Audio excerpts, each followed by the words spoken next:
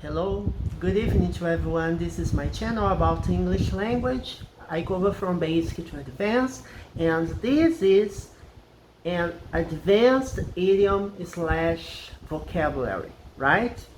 My channel has many playlists available for you to watch. One of them is this, but we also have grammar playlists, basic playlist explained in Portuguese, intermediate advanced grammar with explanations in English, and the vocab playlists, basic vocab, explanations in Portuguese, and this one, which is advanced idioms slash vocab. So everything that is advanced or intermediate in my channel is entirely in English, so be warned, okay? But I have videos for all types of students, from beginners to advanced students, because I have basic grammar and advanced grammar and so forth. Before we begin, subscribe to the channel, hit the notification bell, and share the content with your friends. I upload videos almost every day, and we have almost 500 videos available, so there is a lot of content for you to watch.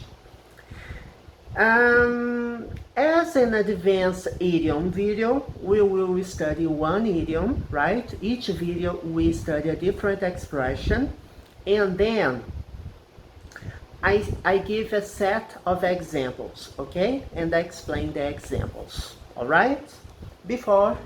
So let's get started. Okay, so the expression we will study today is live up to, okay? Live up to was one of the expressions I studied when I was 17, 18 years old, something like that, right? When I first took the English course, this is one of the main phrasal verbs or expressions or idioms. Actually, this is a phrasal verb because it's a combination of verb plus preposition, or in that case, two different prepositions, right? Live up to. When you use this expression, it means that something is supposed to be as good as it's expected, okay? We will see a set of examples, and I will give you some context, okay? For example, my trip to the US didn't live up to my expectations.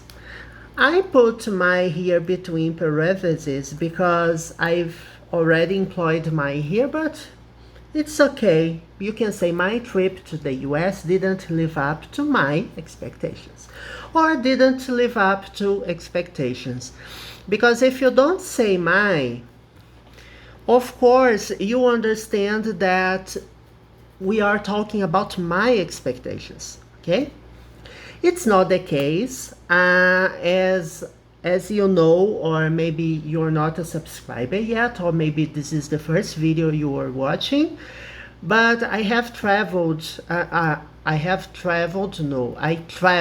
to the US in 2019, right, to LA. And the trip lived up to my expectations, okay? This is just an example. The trip lived up. No, it's not like this. When you say something didn't live up to your expectations, it means that it wasn't as good as expected. So in this example, what is saying here is that, oh, my trip wasn't as good as I thought it would be, right? Or maybe my expectation bar was too high, was set too high, and I was frustrated by the expectations. People say that there is a saying that if you have no expectations, the odds of you getting frustrated are very low, right? Yeah, that's true. So you understood? Did you travel somewhere, right? Think of a trip or something that you did or that you bought, for example, or a movie that you watched in the past that didn't live up to your expectations. Can you tell me, do you remember a movie that didn't live up to the hype, right? Didn't live up to your expectations? So everyone has expectations about trips, about movies, about goods, about games. Yes, games, it's a good thing. For example, I bought Cyberpunk 77, right? 2077 for Xbox. It didn't live up to my expectations. Another game that didn't live up to my expectations was Fallout 76. They are good games. I have played some of it. This game I even finished. I played a lot of it, but it didn't live up to my expectations. And this game was terrible. So when you buy something, you expect something from it, right? You have an expectation of value, right? You are paying a high price sometimes because you buy something at launch. I will give you the example of my consoles, right? I have here a PlayStation 5. PlayStation 5 I bought at launch, right? As soon as it got released, I bought this video game. And the Series X was another video game that I bought at launch. And then you ask me, Thales, did these two consoles live up to your expectations? The PlayStation 5, I could say yes, did live up to my expectations. The Series X, up to now, I could say, I don't know. Yes, it's a powerful video game, but I don't know it. We don't have as many games exclusively for the Xbox. You don't have any games at all, or most of the games that you say on Xbox only. No, they are also available for PC, for example. So PlayStation 5, yes, lived up to my expectations. Xbox, yes, it was a good. I don't regret buying it. I don't regret, okay? I don't regret buying it, but it wasn't as good as I thought it would be, okay? To be as good as something as you expect this to be. Let's see the second example. It must be difficult to live up to so many people's expectations. Do you agree with this statement? People have expectations not only about things, but also about people, right? A boyfriend, parents, relatives, friends. Do you think it's difficult to live up to their expectations? In my opinion, I don't think too much about it. I don't think I must live up to anyone's expectations. I'm just myself. What about you? What do you think about it? Another example, sales haven't lived up to expectations this year. So the company released a product, okay? And for example, the PlayStation 5 video game. Sony released the PlayStation 5, and according to them, the sales lived up to expectations because you have a shortage of products, right? You can't find PlayStation 5 to buy anywhere. But in this example, the sales haven't lived up to expectations. This is the present perfect tense, okay? Have plus a verb in the past participle. So the company has a product, and the product that they expected the product to sell a lot, right? They expected, for example, to sell 1 million units, but the product sold only 500,000 products, okay? It sold half of what they expected. So for this company, sales haven't lived up to expectations. So the sales were much lower than the company's expectations for this year. So as I mentioned, you can say live up to expectations, right? Live up to ideals, live up to expectations, live up to promises. You can also say act in ideals, act in expectations or promises, or in accordance with ideals, expectations, or promises. These are some synonyms, right? I just put them here and give you a set of examples of things or events that you have expectations, but you may be frustrated by the results from them. I couldn't help but feel the pressure to live up to such a record.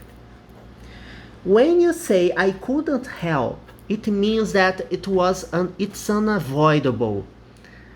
It's unavoidable to think about something. I can't help but feel the pressure. So I feel the pressure, even though I try not to feel it, it's impossible. So I couldn't help but feel the pressure to live up to such a record. So there is a record waiting to be beaten, right? There is a record to beat. Even maybe in when you talk about sports, right? Racing, a racing game, or running. You have a marathon, for example, and there is a record to be beaten. Or a record to beat. And then you say, no, I feel the pressure to live up to such a record. So you think that it's possible to beat the record, but you feel yourself pressured by the expectations. People expect you to beat the record, but you don't know whether you will beat it or not, right? It's a bit of insecurity, or maybe you are just nervous, right? It's natural. And last but not least, we have this sentence. We expected a lot of him, and his performance lived up to our expectations. This is an example about a job, right? You working in the human at a company in the human resources department, and you are hiring. You have a job position, and then you interview a candidate, and everyone likes this candidate, right? The boss, the high administration like this candidate, and then the company decides to hire this candidate. But as soon as he turns an employee, right?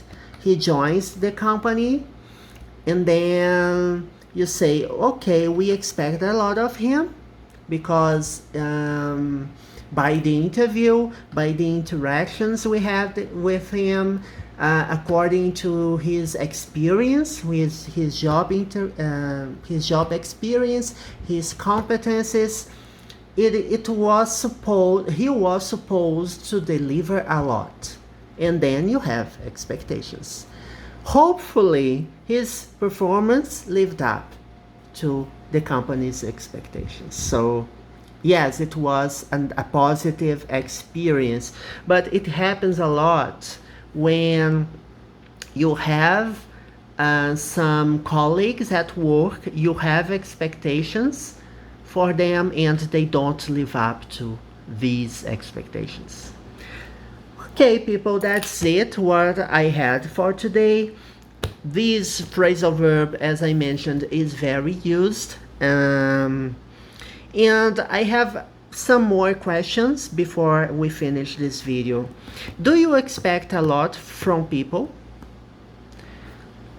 When you were hired for a to work for a company, did you live up to the company's expectations? Did you face any difficulties? What do you think about it? So every question I make here, it's what's the purpose of me making questions for you? It's to make you think in English, supposedly, and to make arguments and to think, right? To build a thread, right, of reasoning in your mind and to build an idea. And it's good to think in English and try to think about the phrasal verb we are studying, because that's how you memorize vocabulary. Okay? All right, people. See you next video. And I love recording my videos, even though I don't have a lot of subscribers. It's good for me to study English, and I hope that you're watching my videos and you learn English together with me. Bye bye.